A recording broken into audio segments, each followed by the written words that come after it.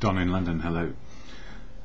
What follows in this video is the step 2 reading from the 12 steps and 12 traditions. But before that, I'm just going to share the AA preamble, and at the end of the reading I'll share the serenity prayer. Alcoholics Anonymous is a fellowship of men and women who share their experience, strength and hope with each other, that they may solve their common problem and help others to recover from alcoholism. The only requirement for membership is a desire to stop drinking. And that's most important, a desire to stop drinking. Not stop, just a desire. And in that is implicit, there are no rules, regulations or laws in the fellowship of AA. There are traditions, which are simply suggestions about how the fellowship runs, and there are 12 steps, how we live our lives. If there were rules, laws and regulations, then I guess the fellowship would be limited. So it's all inclusive for people with a desire to stop drinking. There are no dues or fees for AA membership. Indeed, you don't have to pay for it. We are self-supporting through our own contributions. So if we have a little money to spare to help pay for tea, coffee, literature and rent, then we make a contribution. But we only keep a prudent reserve in fellowship, which is determined by the people who run the meeting therein. But we never want money to be an issue. So free at the point of entry, and remain so if you're not exactly flush with money. I know I paid into the contributions because I felt I ought to, and felt left out if I didn't, which was a very bad idea because I was on subsistent level income. I won't do that again if that were to happen. AA is not allied with any sect, denomination, politics, organisation or institution, does not wish to engage in any controversy, neither endorses nor opposes any causes. And the reason why it says that is because everybody in AA is allied to something external to recovery and often share about it. So you will hear stories from all walks of life, but you don't adopt all walks of life. You find what works for you and your walk in life. Freedom of choice is behind that. Freedom of choice based on real life, life as it is today. Not wishing, not fantasizing, not denying the truth. Our primary purpose is to stay sober and help other alcoholics to achieve sobriety. So the reasons for these videos: to share a message for those who cannot get to meetings, and for people who maybe aren't too good at reading, or simply it's better to listen to somebody else say it than try and read it because it's confusing, and then you can make your own mind up what each step means to you. So step 2, step 1 was powerless over alcohol, and life gets unmanageable if we keep on drinking. Is another video you will find on my YouTube site. So step 2, came to believe that a power greater than ourselves could restore us to sanity. And what that power greater than ourselves is your choice. So it may be God, it may be the fact you're not God, it may be simply it's the wisdom of the people around you. And so if you're agnostic, atheist or believer, what works is knowing you're not God and knowing that there is wisdom out there to learn. The moment they read step 2, most AA newcomers are confronted with a dilemma, sometimes a serious one. How often have we heard them cry out, "Look what you people have done to us. You've convinced us that we are alcoholics and that our lives are unmanageable." That's step 1. Having reduced us to a state of absolute helplessness, you now declare that none but a higher power can remove our obsession. Some of us won't believe in God, others can't, and still others who do believe that God exists have no faith whatever. He will perform this miracle. Yes, you've got us over a barrel all right, but where do we go from here?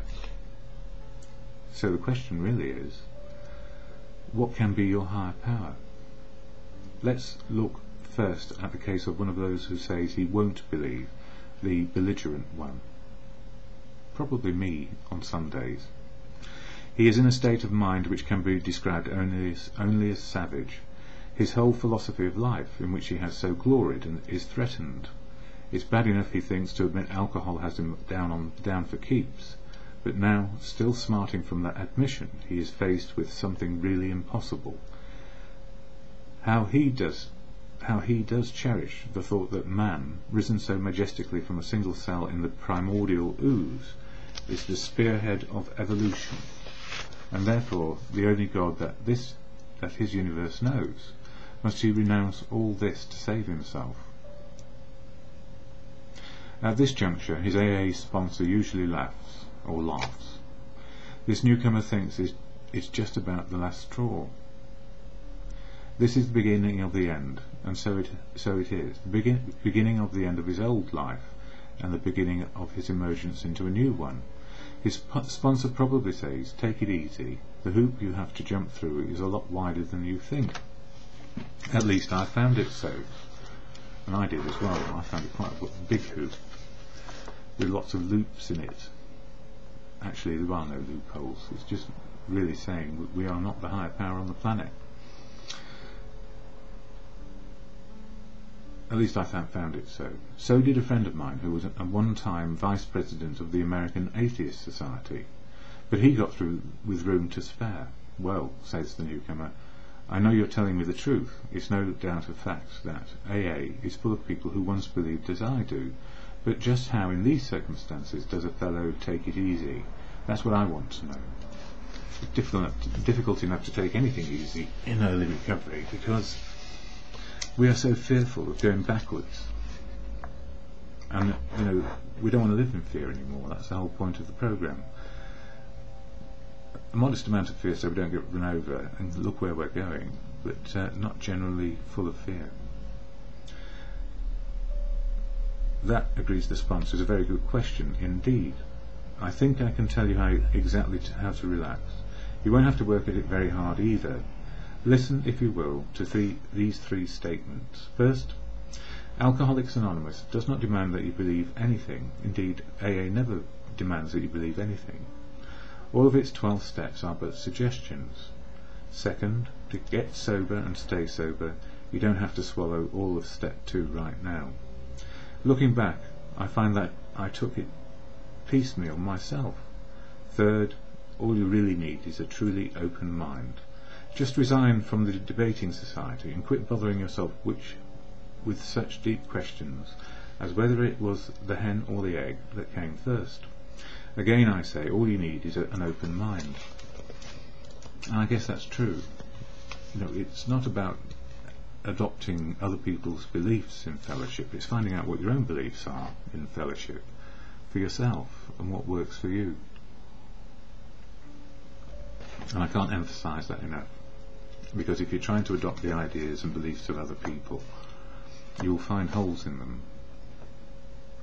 So the sponsor continues, take for example my own case. I had a scientific schooling.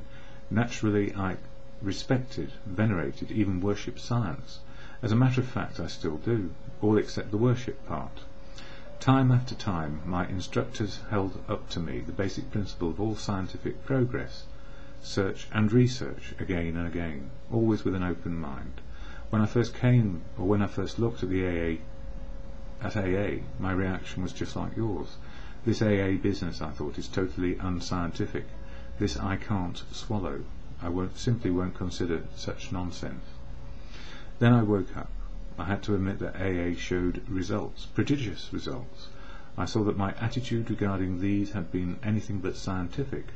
It wasn't AA that had the closed mind, it was me. The minute I stopped arguing, I could begin to see and feel. Right there, step 2 gently and very gradually began to infiltrate my life. I can't say upon what occasion or upon what day I came to believe in a power greater than myself, but I certainly have that belief now. To acquire it, I had only to stop fighting and practice the rest of the AA's programme as enthusiastically as I could. So it came to believe that a power greater than me could restore me to sanity. Well, what was it?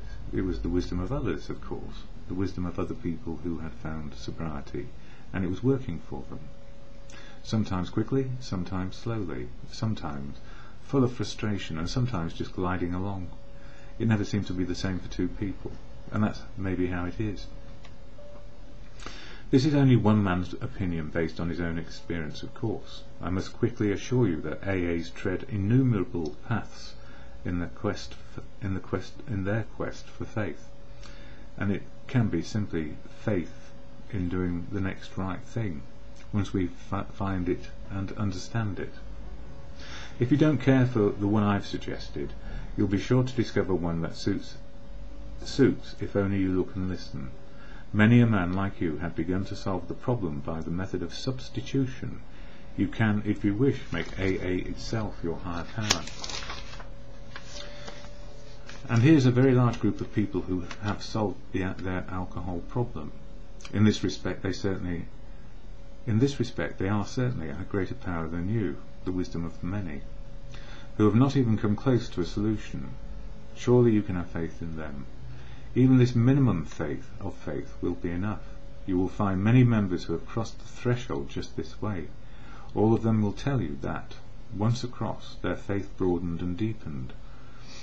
Relieved of the alcohol obsession, their lives unaccountably transformed. They came to believe in a higher power, and most of them began to talk of God. Now, whatever you understand God to be in your life is your understanding, and there are 6.5 billion people on the planet, so absolutely there will be similarities in an understanding of a higher power. And many people say God is truth, love and wisdom, but that's just a broad understanding. I don't know that we will ever define God, because if we could, we'd be sitting next to them probably. So we can't define nature, the universe, and it keeps on changing scientifically, let alone in terms of faith. So what is behind it, beyond my definition for sure. Consider the next plight of those who once had faith but have lost it. There will be those who have drifted into indifference, those filled with self-sufficiency, who have cut themselves off, those who have become prejudiced against religion, and those who are downright defiant because God has failed to fulfill their demands. Can AA experience tell all these they may still find a faith that works? And the answer for me, this is just me, not in the book, is yes. You find faith in what works for you. Faith in the next right thing, faith in truth, love, wisdom. But that all takes time, and it's not dependent on a belief in a particular way of looking at God. Simply a higher power, the higher power wisdom of life. This is me, that was me again, so it carries on. Sometimes AA comes harder to those who have lost or rejected faith than to those who had never had faith at all. For they think they have tried faith and found it wanting. They have tried the way of faith and the way of no faith. Since both ways have proved bitterly disappointing, they have concluded there is no place whatever for them to go. The roadblocks of indifference, fancied self-sufficiency, prejudice and defiance often prove more solid and formidable for those people than any erected by the unconvinced agnostic, or even the militant atheist. So agnostic just simply means don't know. Atheist, not necessarily militant, they just don't believe in God. So it's not a militant belief, unless it's as militant as a militant believer. Religion says the existence of God can be proved. The agnostic says it can't be proved. And the atheist claims proof of the non-existence of God. Well, I don't know that it's even that easy these days in our modern world. The balance of science and belief. Is life a science, or is life an art? Obviously, the dilemma of the wanderer from faith is that of profound confusion. I don't know, I like profound confusion quite often, because it means I am open to listening to what is. He thinks himself lost to the comfort of any conviction at all. He cannot attain in even a small degree the assurance of the believer, the agnostic or the atheist. He is the bewildered one. And I guess I was and still can be the bewildered one. But I quite like being bewildered. It doesn't mean I'm uncertain of other people's faith. I do believe other people believe, and that's good. Any number of AAs can say to the drifter, yes, we were diverted from our childhood faith too. Well, in this modern society we may have no childhood faith. The overconfidence of youth was too much for us. Of course, we were glad that good home and religious training had given us certain values. We were still sure that we ought to be fairly honest, tolerant and just, that we ought to be ambitious and hard-working. We became convinced that such simple rules of fair play and decency would be enough. But as we know too well, the idea of fair play and decency doesn't necessarily apply to lives lived by religious people today. So we come to an understanding of our own faith in AA, our own personal faith in a higher power that works for us, and it can be simply good conscience through and including a belief in God, as you understand for yourself. As material success founded upon no more than these ordinary attributes began to come to us, we felt we were winning at the game of life, so work, career, family. This was exhilarating, and it made us happy.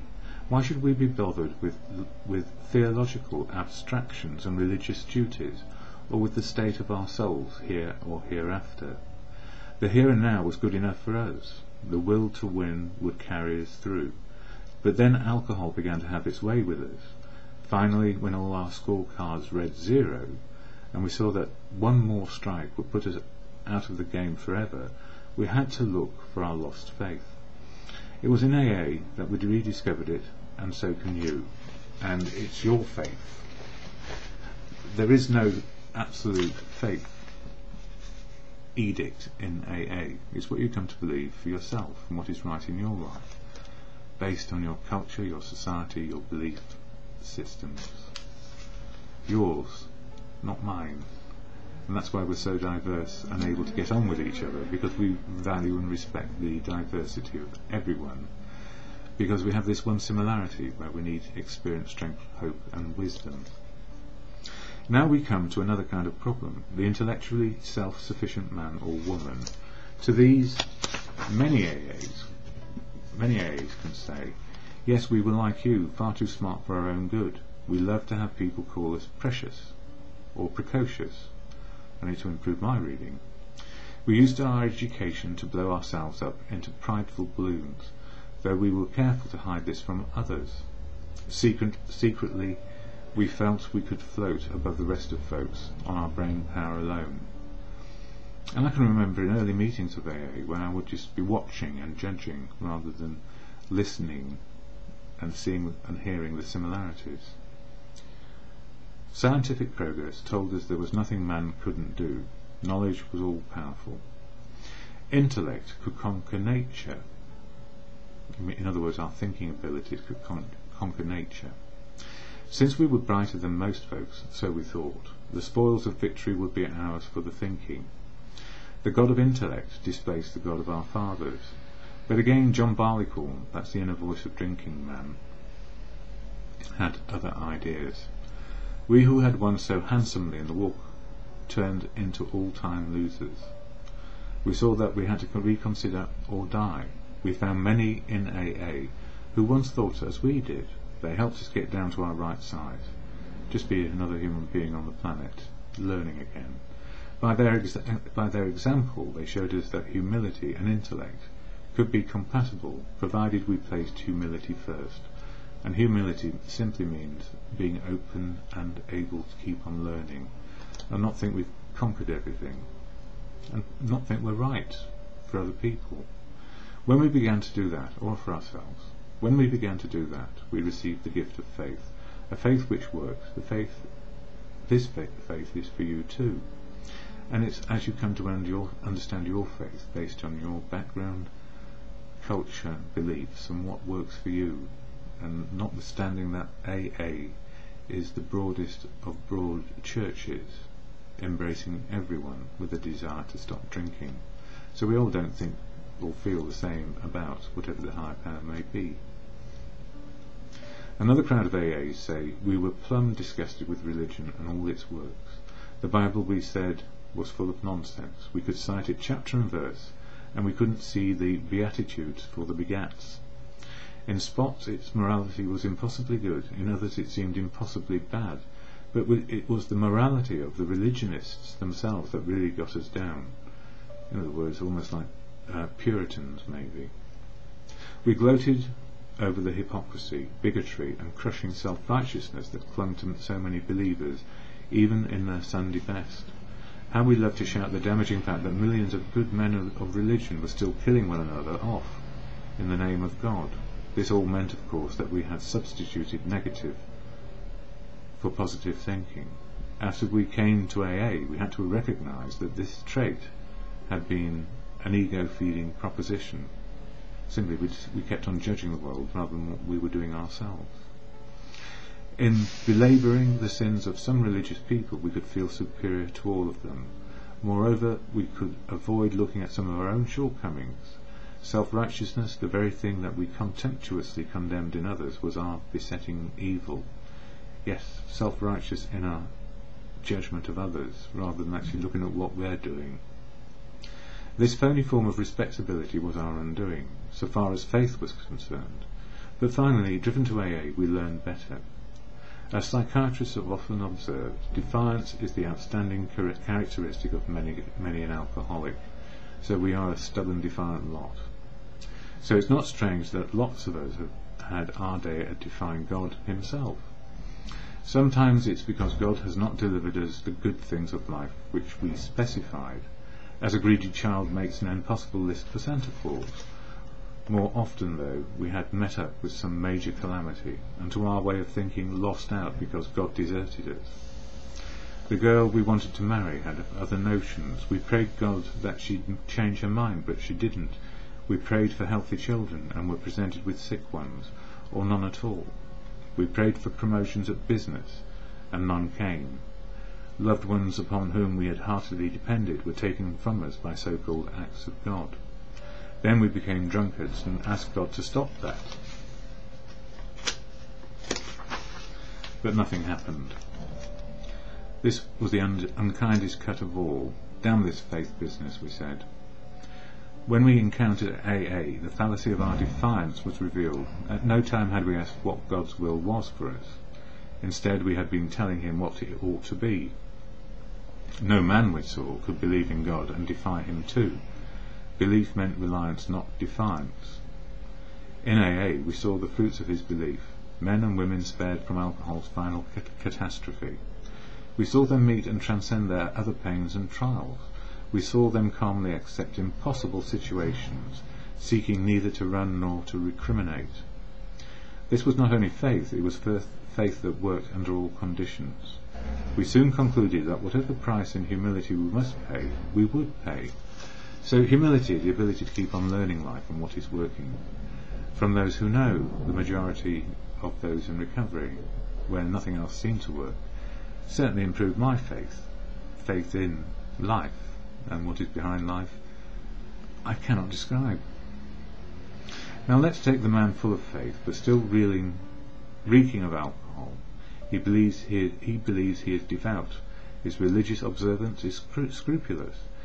He's sure he still believes in God, but suspects that God doesn't believe in him. He takes pledges and more pledges. Following each, he not only drinks again, but acts worse than the last time. Valiantly he tries to fight alcohol, imploring God's help, but the help doesn't come. What then can be the matter? To clergymen, doctors, friends and families, the alcoholic who means well and tries hard is a heartbreaking riddle. To most AAs he is not. There are too many of us who have been just like him and have found the riddle's answer. The answer has to do with the quality of faith rather than its quantity. This has been our blind spot. We supposed we had humility when we really hadn't. we supposed we had been serious about religious practices, when upon honest appraisal we found we had only been superficial. Or going to the other extreme, we had wallowed in emotionalism and had mistaken it for true religious feeling. In both cases we have been asking something for nothing. The fact was, we really hadn't cleaned house so that the grace of God could enter us and expel the obsession. In no deep or meaningful sense had we ever taken stock of ourselves, made amends to those we had harmed, or freely given to any human being without any demand for reward. We had not even prayed rightly. We had always said, "Grant me my wishes," instead of "Thy will be done." The love of God and man we understood not at all. Therefore we remained self-deceived and so incapable of receiving enough grace to restore us to sanity. So, by praying to God or imploring God for help, sometimes we might be just asking for a fix. Fix me now, please, rather than give me the faith to keep on going sober and see what happens. Faith is something we learn and it grows within us around doing the next right thing. And the next right thing for an alcoholic is not to drink, just for today, and keep the company of people who are also stopped, no matter how mad they may be feeling on that day. For some days we're all mad. The guarantee of sobriety is like it's chugging along, and we learn, if we are able, it's this thing of humility. Few indeed are the practicing alcoholics who had any idea how irrational they were, or seeing their irrationality, can bear to face it. Some will be willing to term themselves problem drinkers, but cannot endure the suggestion that they are in fact mentally ill. They are abetted in this blindness by a world which does not understand the difference between sane drinking and alcoholism. Sanity is defined as soundness of mind, yet no alcoholic, soberly analysing his destructive behaviour, whether the destruction fell on the dining room furniture or his own moral fibre, can claim soundness of mind for himself. Therefore, step 2 is the rallying point for all of us. Whether agnostic, atheist or former believer, we can stand together on this step. True humility and an open mind can lead us to faith, and every AA meeting is an assurance that God will restore us to sanity if we rightly relate ourselves to Him. And what have I learned? Well, I tell you what, I've learned that God is truth, love and wisdom. The truth I learn daily, not my opinion or belief, how to love and be loved back, and the wisdom to know the difference. I feel better for that. Sometimes I wonder to myself, how do these steps work? And the answer is, just for today. They only work today. And the serenity prayer, which I know is the can do, can't do, wisdom to know the difference. I can change me, I can't change you. Wisdom to know the difference. I can learn today, I don't know it all today. Wisdom to know the difference. That's how the serenity prayer works for me. I have been an atheist, an agnostic, a believer, and actually I believe in the faith of learning, humility. True humility is to keep on learning and ask for help. I don't want to be fixed. I need to learn how to live one day at a time and enjoy it, or be sad about it, depending on what's going on. So the serenity prayer, which I share at the end of these videos, is to God or in good conscience, or what you choose to believe is your higher power. And I know the higher power for me revolves around truth, love, wisdom, and it's what you believe which counts for you, and is perfectly right and acceptable to you. So to God or in good conscience, as you come to believe, works in your life. God, grant me the serenity to accept the things I cannot change, courage to change the things I can, and the wisdom to know the difference for me is just for today.